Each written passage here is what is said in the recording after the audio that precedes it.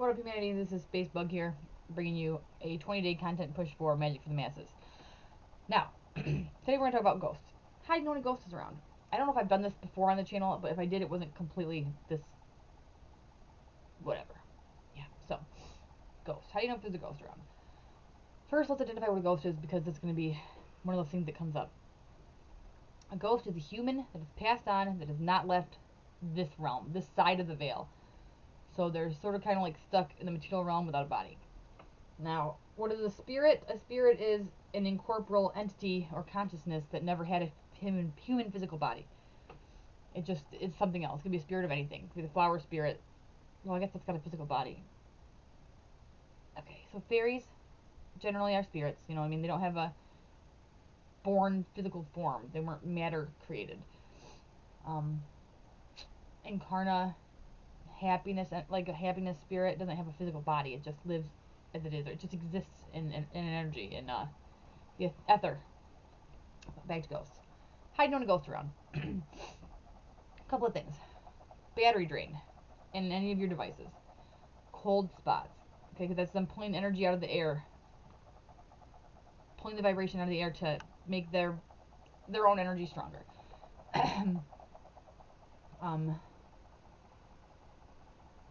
Man, I had a bunch of them just a minute ago. For some reason, ghosts like to stack stuff, and I don't know why, but I think that's a real thing. Stacking of objects like chairs or weird stuff, rocks. I mean, we've all seen it. If you haven't seen it, watch Poltergeist. It's a hell of a good movie. Poltergeist, I don't really consider a ghost though. Poltergeist I consider a spirit. Either way, neither here nor there. Hair standing up on the back of your neck, disembodied sounds. Animals will probably be able to see them much easier than we are. Just because animals kind of live in the primal nature energy, and without training ourselves out of seeing the shit, like if we didn't have a society or a reality where these things aren't real, like if it was consensusly believed that ghosts exist, I think that we would have I know in my soul that we'd have a much easier time communicating with them and interacting with them and seeing them, because we calcify our third eye, which will be the next video, and through training and control, we are taught that these things don't exist, and so we stop believing in them. We stop seeing them. I mean, everybody knows that they used to see stuff when they were kids that's cool, like fairies and little creatures and whatever. And then suddenly, you know, people say stop playing, you know, grow up. People, like, human issues start taking your attention away from nature, and all of a sudden you don't see them anymore. It's a tragedy, and that's what I wanted to try to reverse about this planet is we need to live in truth, not in conditioning. So,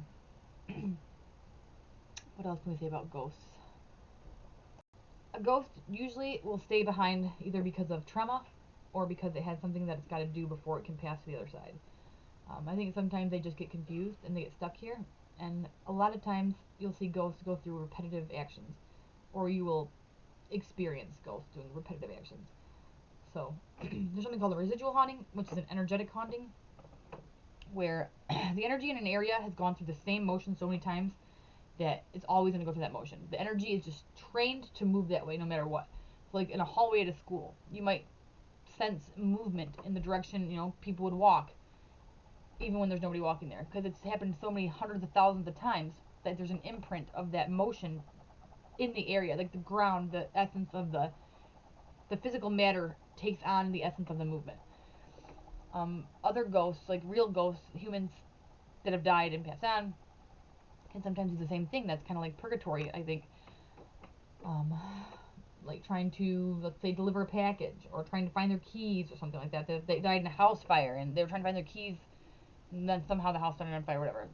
A lot of times when these traumatic things happen, or when it becomes such a part of our psyche, this action, that will repeat, or it'll translate through to our experience of the ghost. Does everybody have a chance to become a ghost? Hopefully not. If you find balance, or if you can ascend or descend, you're not going to become a ghost if you're going straight to the hells. Unless that's your hell. which is a very interesting concept. We'll talk about health this sometime this month too. But no, not everybody has to become a ghost. You can definitely get out of the experience of this physical realm. So, what are the options when you die? You die. I suppose it's possible for anything to happen, because we all know if anything's possible, everything's possible. Here are some likely outcomes. You ascend. You reach paranirvana, exit the cycle of rebirth, and become an enlightened master. What does that mean? That means you're a free agent in the spirit world.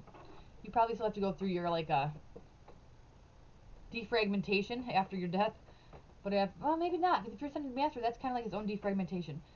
So you ascend, your body dies, your spirit is completely aware of everything. You learn all the secrets of the universe.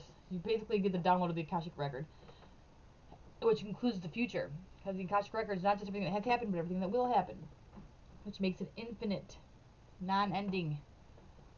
So tapping into the cosmic all is one option. You could die and go to whichever heaven or hell that you believe in, because I think that belief definitely affects where we go when we die. Why wouldn't it? It affects everything else. So you believe in Christian heaven, you know you're a sinner, you go to Christian hell. That's my huge problem with Christianity and religion. Let's say you're Nordic from 2,000 years ago. You might wake up in Valhalla in a feast and then go into fucking glorious battle and then die and then wake up at a feast. Wouldn't that be fabulous? I love the whole concept there. Let's see. I think in South America there's a belief that there's like 7 layers of hell. You go through like this cave and there's a bunch of jaguars. That could happen when you wake up or don't wake up. You know what I mean? You can become a ghost. So well, let's see. That's how the ghost thing works. When you die, your spirit is removed from your body. It is generally believed that the call of death, which is like a veil, covers your head because you're not aware of the transition from this realm to the next. That's like your protection, kind of, while you go down the river Styx, we'll say. That's a good way to metaphor it. And then you get to the other side, and either you have the strength and capacity to take the veil off, or the veil is removed energetically by your avatar or your piece of the divine, or somebody else gets a hold of it and pulls it off for you, and then they own you. They own you for a certain amount of time until you can basically convince them and yourself that they don't. Now, everything in reality is fluid. It could change. Nothing's set in stone, except that everything's set in stone. What's the number one rule? What's the number one rule of magic, people? There are no rules. That is the most important rule. So, just know, whatever I tell you, take it in, process it, but know that the number one thing I'm telling you is that nothing is for sure. Even stuff that I know for sure is for sure isn't necessarily for sure. I say this is a purplish pink flower, right?